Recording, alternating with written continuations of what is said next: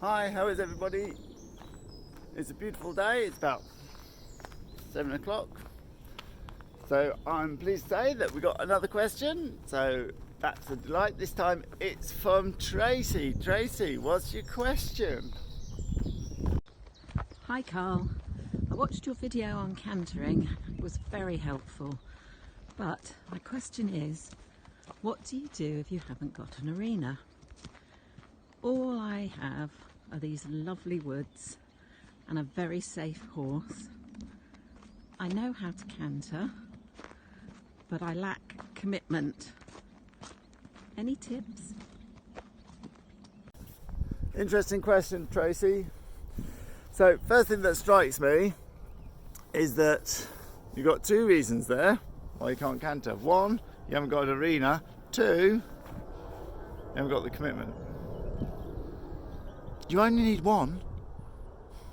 You only need one. Of course, I haven't got an arena. Very easily answered, and I think you probably know it. I haven't got an arena. Make one. There we are. Here's one that I made earlier in best traditional style. There we are. There's an arena.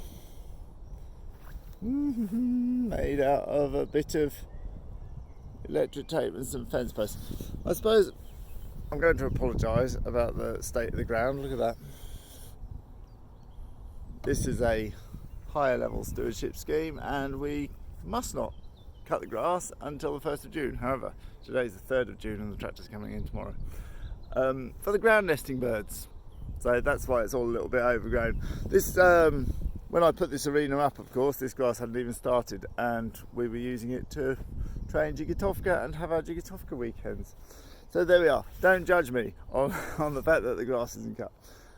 But nonetheless, here we are. I've made an arena.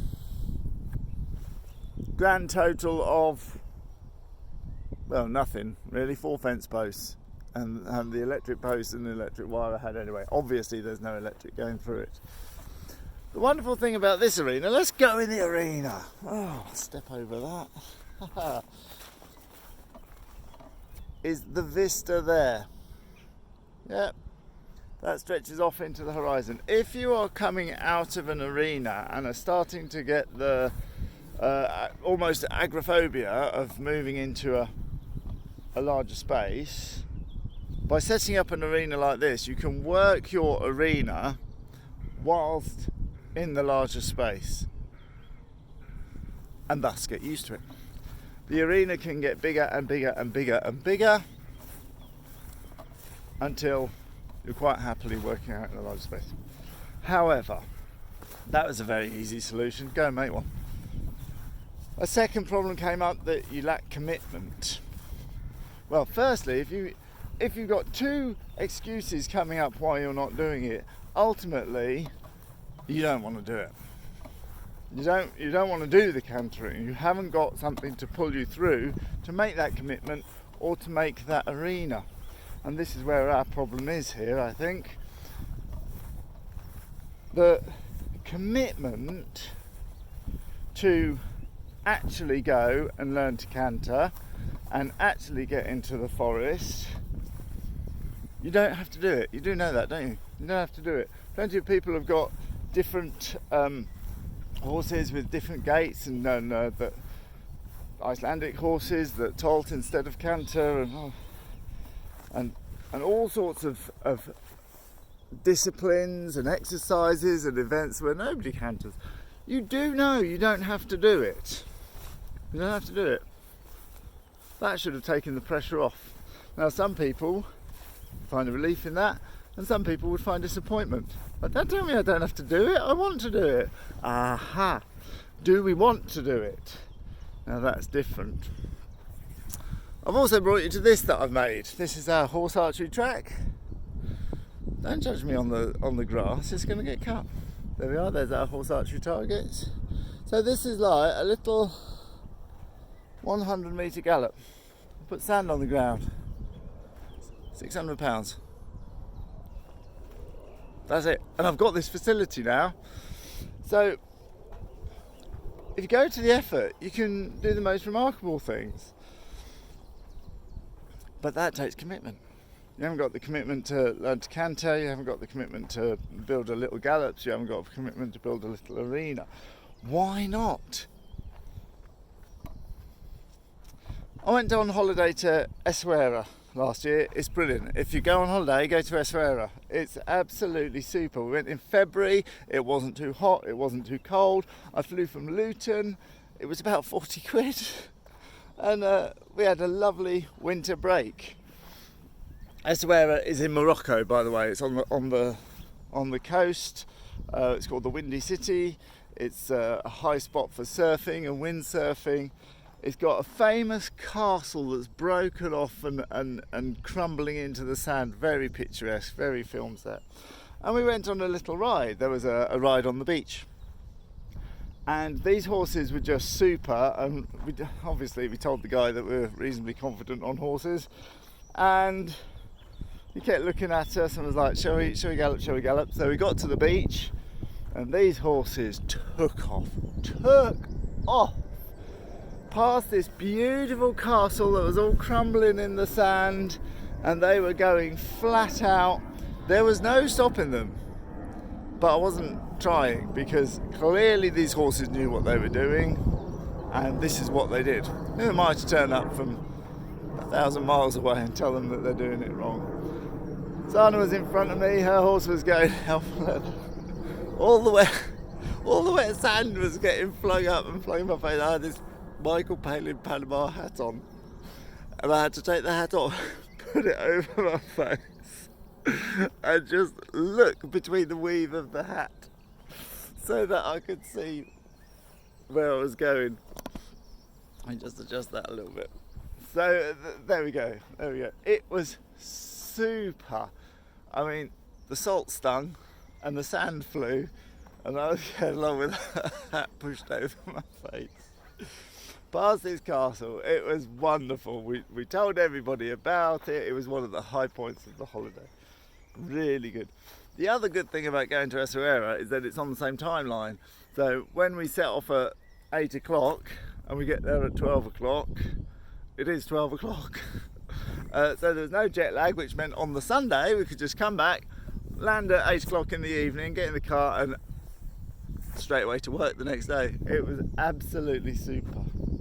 Brilliant. And then we rode off through the dunes past various historical, the Sultan used to live here, and it was just marvellous. There were some camels and we took a photo with the camels, went through the dunes back to the stables. Brilliant time. Best. If I didn't put in the time and the commitment, I wouldn't be able to have those experiences. And for me, this is what life's about. Having these little adventures. Nothing was wrong, it's just the horses were going fast. I really want to go there again, and I totally recommend that you go and do that too. So there's an example of a goal that some people will have. Some people will have the goal to ride from Arizona to Canada on the trail that Billy the Kid used. Some people will have the goal to Essaouira and go galloping on the beach. Some people will have the goal to go to that beach in Norfolk where some people, galloping on the beach is quite a big goal as it happens. People will have all kinds of goals. But if you have a goal, that is your commitment. If you have a goal, a thing that you really want to do, and I hope that little adventure in Essaouira sounded exciting and you really want to do it, because it was utterly brilliant. So we now have a goal and we have steps that we have to learn. Firstly, we have to get over our Agra Phobia. Well, that will get us out and building the arena and building the little gallops. That will get us out.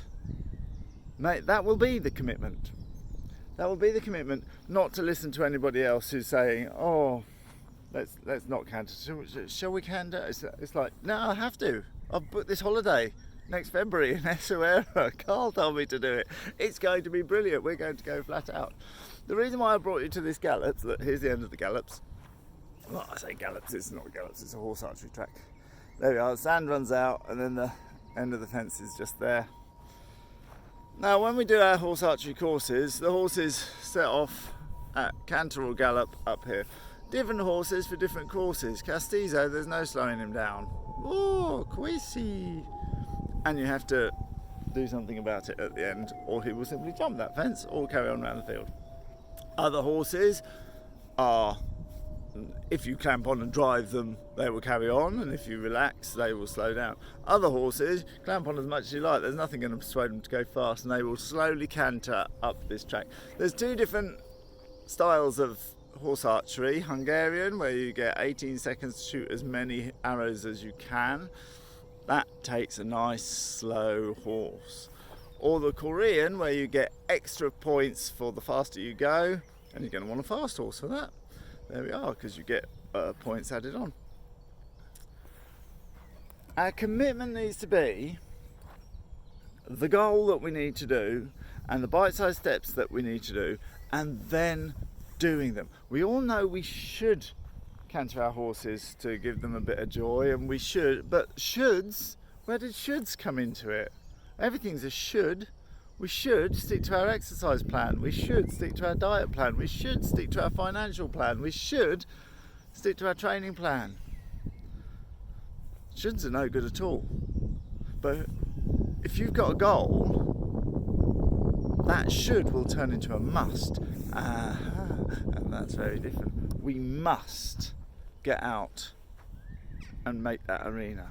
We must get out and make this track. We must, if you haven't got a track, we must go and find a gallops. So to actually get used to the canter is relatively easy.